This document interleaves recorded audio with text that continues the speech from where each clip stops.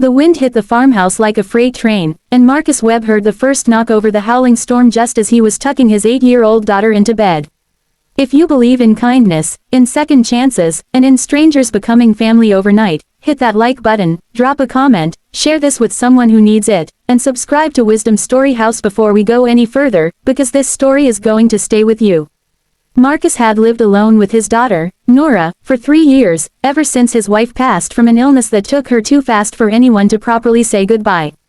He ran a modest cattle farm just off Route 9 in the Montana foothills, the kind of place where neighbors were miles apart and silence was the loudest sound most nights.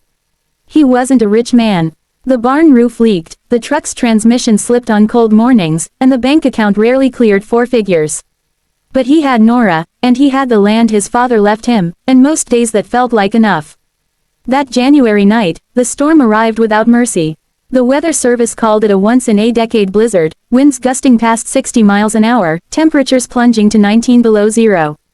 Marcus had heard on the radio that Route 9 was a parking lot of stranded vehicles, but he never imagined the knock at his door would reveal what it did. When he opened it, he found a man built like a mountain, leather jacket crusted with ice, beard frozen stiff, standing beside a snowed-in motorcycle with dozens more headlights flickering behind him in the whiteout. "Sir, I'm sorry to bother you," the man said, his voice shaking from cold rather than fear. "There's 56 of us. Our club was riding through for a charity run when the storm caught us.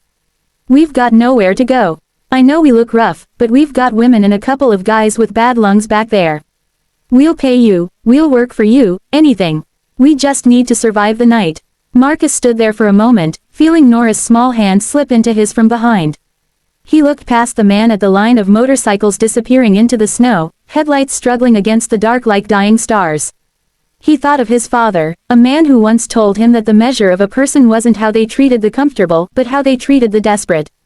He thought of turning them away and living with the guilt of frozen strangers on his conscience for the rest of his life. "Get everyone inside," Marcus said. "Barn first, then the house. We'll figure out the rest." What followed was a night Marcus would never forget. 56 bikers, cold and exhausted, filed into his barn and home, tracking snow and shivering so hard some couldn't speak. Marcus emptied his propane heaters into the barn, wrapped his emergency blankets around the sickest, and gave up his own bed for 2 elderly members of the group who could barely stand. Nora, wide-eyed but unafraid, helped hand out cups of hot cocoa, her small voice cutting through the tension as she introduced herself to men twice the size of her father, men with skull tattoos and studded vests who knelt down just to be at her eye level and thank her softly. The bikers, it turned out, were members of a large motorcycle brotherhood who called themselves the Iron Wolves, riding cross-country for a children's hospital fundraiser. Among them was a woman named Reina Castillo, the club's road captain, whose fingers were so frostbitten she could barely hold a mug. She sat by the fire that night and told Marcus about the little boy back home she was riding for, a nephew battling leukemia, and how the ride was the only thing that made her feel like she was doing something instead of just waiting and hoping. There was also an older rider named Otis Bramwell, a Vietnam veteran with kind eyes and trembling hands, who spent the night telling Nora stories about the animals he used to see on his rides, filling the child's laughter into a house that had been too quiet for far too long. Marcus watched his daughter light up in a way he hadn't seen since her mother passed, and something in his chest loosened, just slightly, for the first time in years. By midnight, Marcus had run out of blankets.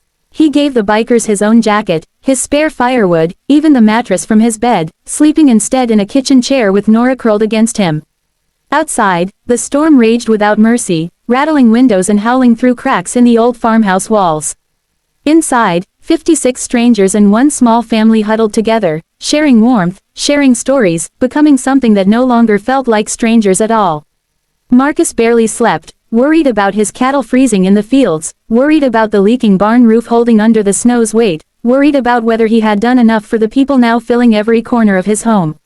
Around 3 in the morning, he quietly slipped outside to check on his animals, wading through snow up to his knees, his flashlight barely cutting through the blinding white.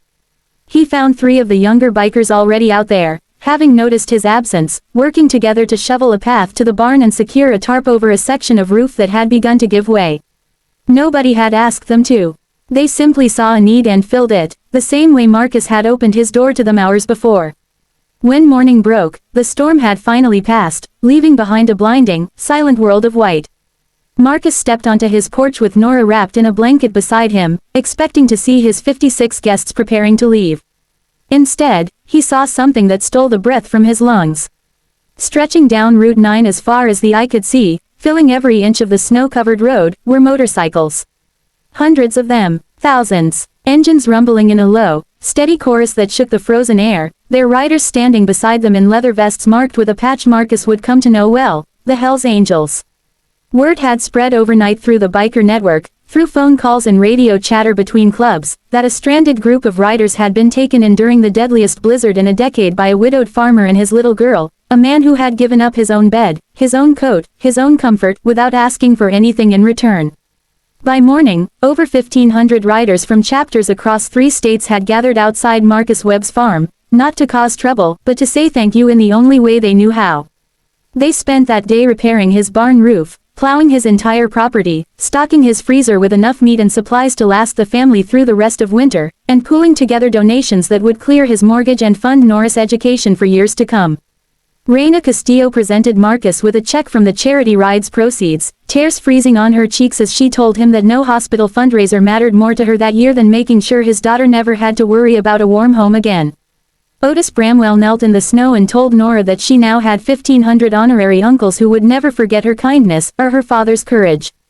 Marcus stood in his front yard that afternoon, surrounded by the low rumble of engines and the quiet, overwhelming presence of strangers who had become something else entirely, and he wept, not from sadness, but from a fullness he hadn't felt in 3 long years of grief and isolation. Nora held his hand, watching the men and women who had filled her home the night before now filling her yard with laughter, tools, and generosity, and she looked up at her father with a smile that told him everything he needed to know. They were going to be okay. If this story moved you even a little, please take a moment to like this video, leave a comment sharing your thoughts, and share it with someone who needs a reminder that kindness always finds its way back. Before we close this chapter, drop the word family in the comments below if you believe that sometimes the roughest looking strangers carry the softest hearts. In the weeks that followed, Marcus Webb's farm became something of a legend in that corner of Montana, not for the blizzard that nearly buried it, but for the single act of opening a door when it would have been so much easier to keep it closed. The Iron Wolves and the Hells Angels who gathered that morning returned every winter after, checking on the widowed farmer and his daughter, making sure the roof held and the cattle were fed, and the little girl who once handed out cocoa to frozen strangers never forgot that her small kindness had sparked something enormous. And Marcus, who once believed that his family had shrunk to just the 2 of them, learned that on the coldest night of his life, 56 strangers walked through his door, and by morning, they had brought 1,500 more, proving that sometimes the family were given as smaller than the family were meant to find.